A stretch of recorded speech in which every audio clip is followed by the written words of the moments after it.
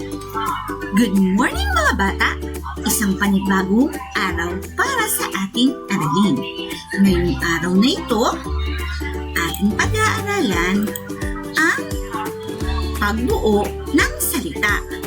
Pero bago yun, ating balikan ang mga pantig na ating nabuo. Ating basahin. Ta, te, ti, to, tu, ba, be, bi, bo, bu, sa, se, si,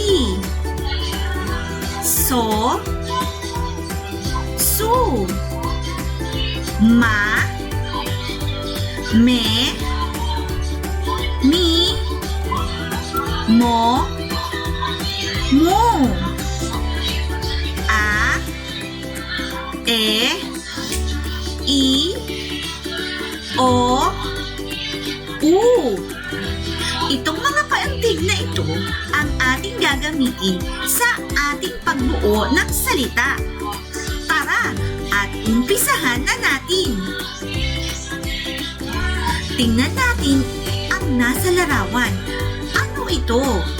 Maliit na aso o tinatawag nating bibing aso. Ano ang tawag dito? Tama! Tuta. Ating buuin ang salitang tuta. Tuta. Ang tuta ay may dalawang pantig. Ang unang pantig ay ang tu. At ang sumunod ay ta. Ating basahin ang unang pantig. Tu. Ang pangalawang pantig. Ta. Ulitin natin ang buo. Tuta. Isa pa nga. Tuta. Mahusay. Ngayon, ano naman ang inyong nakikita? Tama. Ito ay tabo. Tabo. Ang tabo ay may dalawang pantig. Ang unang pantig ay ta. Ang pangalawang pantig ay bo. Ating basahin muli ang unang pantig. Ta. Ang pangalawang pantig, bo.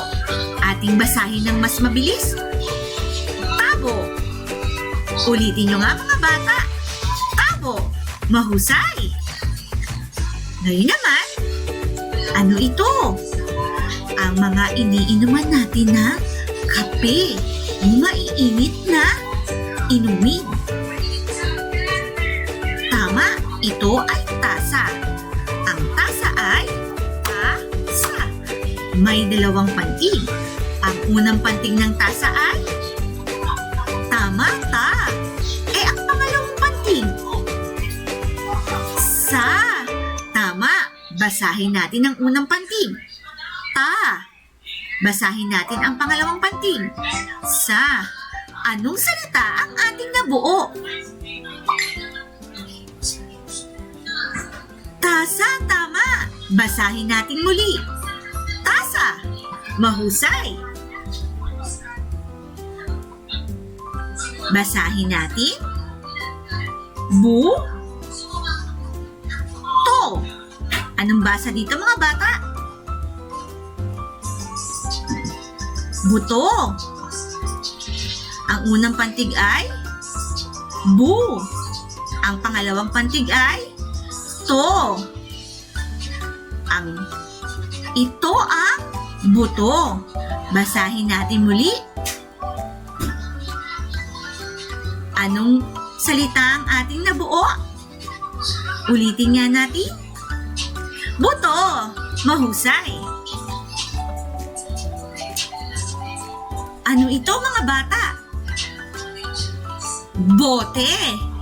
Ang bote ay may dalawang pantig. Bote. Ano ang unang pantig ng salitang bote? Tama, bo. Ang kanyang pangalawang pantig? Te. Basahin natin muli ang unang pantig. Bo. Ang pangalawang pantig? Te. Anong salita ang ating nabuo? Bote, mahusay. Basahin nyo nga muli mga bata. Bote. Ang gagaling. Ngayon naman, kilala nyo ba ang insektong ito? Ito ay tinatawag na tutubi. Ang tutubi ay may ilang pantig. Ilang pantig yun? May 3 pantig ang tutubi. Ano ang unang pantig ng salitang tutubi? Tama, tu. Ang kanyang pangalawang pantig? Tu. Ang kanyang pangatlong pantig? B. Basahin natin muli ang unang pantig. Tu. Ang pangalawang pantig? Tu. Ang pangatlong pantig? B. Basahin natin ang salitang ating nabuo. Basahin nyo nga mga bata. Tutubi. Ulitin nyo nga mga bata. Tama, tutubi. Isa pa nga ng mas malakas. Ang gagaling. Ngayon naman, basahin natin muli ang mga salitang ating nabuo. Tuta. Ulitin nyo nga mga bata. Isa pa nga mga bata. Ang pangalawang salitang ating nabuo ay tabo. Ulitin nyo nga mga bata. Isa pa. Isa pa. Ang pangatlong salita ay tasa. Basahin nyo nga mga bata. Isa pa. Ulitin nyo nga ng mas malakas. Ang huhusay. Ang ating pang-apat na salita ay buto. Basahin nyo nga mga bata. Isa pa. Isa pa. Mas malakas. Ang gagaling. Ang ating pang-5 salita ay bote. Bote. Ulitin nyo nga mga bata. Isa pang mas malakas. Ayan. At ang ating huling salita ay ang tutubi. Ulitin nyo nga mga bata. Isa pa. Ngayon, basahin natin muli ang mga salitang ating nabuo. Kayo lang mag-isa mga bata. Ulitin nyo nga, pantigin at buong salita ng mas mabilis. Tu, ta, tuta. O, sabay-sabay mga bata.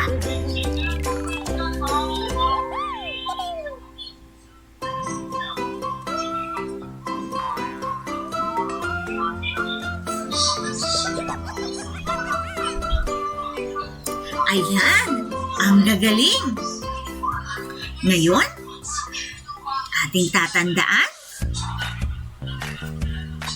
na sa pagbuo ng salita o salitang may kahulugan, kailangan nating pagsamahin ang dalawa o higit pang mga pantig.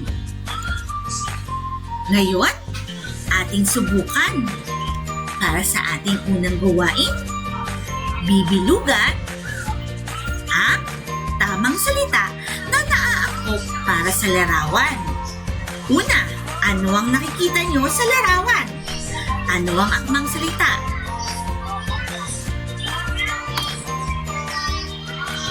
Tama, ang akmang salita ay bote. Ngayon, sa pangalawang larawan, ano ang akmang salita?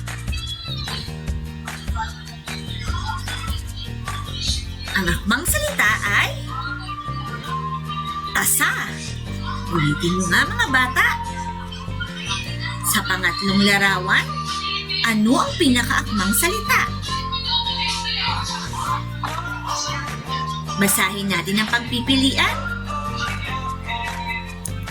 Ang akmang salita ay tuta. Sa pang-apat, ano ang akmang salita? Ang akmang salita ay mata. Magaling! Sa pang-lima, ano ang tamang sagot? Ang tamang sagot ay tutubi. Ating basahin. Bote, tasa,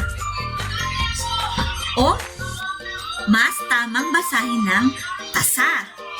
Ulitin nyo nga mga bata sa pangalawa. Tasa. Tasa. Kayo nga mga bata. Tulad ng nasa larawan, yan ay tasa. Tasa ng lapis. Sa pangatlo, basahin natin. Tuta. Pang-apat, mata. Panlima, tutubi. Ngayon, isusulat naman natin ang tamang salita. Sa unang bilang, bote, may dalawang pantig. Ano ang unang pantig? Bo. Pangalawang pantig? De. Basahin natin. Bote. Bote. Sa pangatlo, ano ang unang pantig? Tu. Pangalawang pantig? Tu. Pangatlong pantig? Bi. Ang salitang tutubi ay may tatlong bantig. Basahin natin. Tutubi. Tutubi. Sa pangatlo, ano ang unang pantig? Tama, ta. Ang pangalawang pantig ay sa. Basahin natin. Ta-sa. Tasa. Sa pang-apat, tu. Basahin natin. Tu-ta. Tuta.